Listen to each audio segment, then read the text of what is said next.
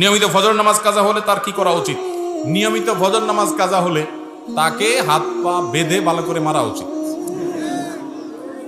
কারণ নিয়মিত এর মানে আরেকজনের যায় মারবেন না। এই ফতোয়া শুনে আবার যায়, আমি এটা কথার কথা বললাম আর কি, মানে এমন অপরাধ করেছে যে অপরাধের কারণে সে নিজের ব্যাপারে নিজের শাস্তি দেওয়া উচিত। হাসার কথা বলিনি আসলে। আপনার ফজর নামাজ একদিন মিস হতে পারে, কিন্তু নিয়মিত ফজর নামাজ মিস হওয়ার মানে হলো আপনি ফজর নামাজের গুরুত্ব বুঝেন না, আপনি অলস। ঠিক না ঠিক?